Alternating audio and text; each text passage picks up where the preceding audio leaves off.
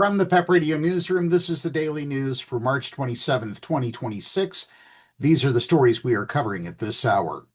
In the wake of the Justice Department's releases of the Epstein files, dozens of survivors have sounded the alarm about its failure to redact their personal information in the documents, including their full names, contact details, and banking data. The Department of Justice has said it's taken down documents containing victim identifying details and has worked to add redactions, though much of this information has already been exposed. Now a group of survivors is suing the Trump administration for the lack of oversight. They claim the poorly redacted releases have revealed their identities to the broader public and exposed them to threats and targeting, NBC News reported.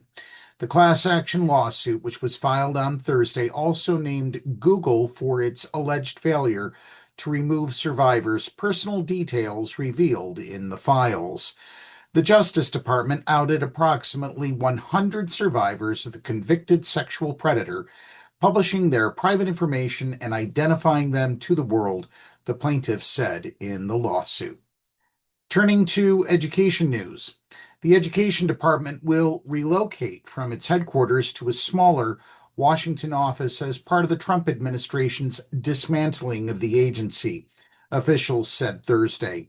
The agency has seen its ranks thinned by mass layoffs since President Donald Trump took office, and its headquarters building has been 70% vacant, the Education Department said. In its place, the Energy Department will assume the lease in the building.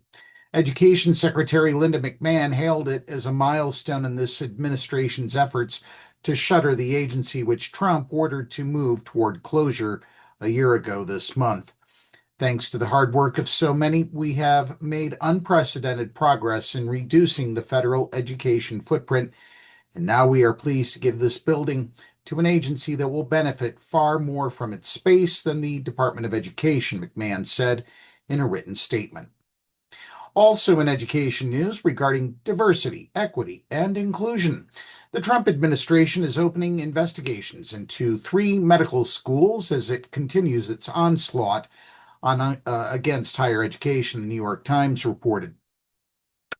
The inquiries, which center on Stanford University, Ohio State University, and the University of California at San Diego, call on the institutions to share applicants' data or face potential interruptions in federal funding, 2 administration officials told the publication. At this time, our investigation will focus on possible race discrimination in medical school admissions, Harmeet Dillon, the Justice Department's Assistant Attorney General for Civil Rights, wrote in letters to the schools. The investigations add to the administration's crackdown on colleges and universities and its broader assault on diversity, equity, and inclusion practices at these institutions. And finally, this news from the Treasury Department. President Donald Trump's signature will appear on paper bills as soon as this June.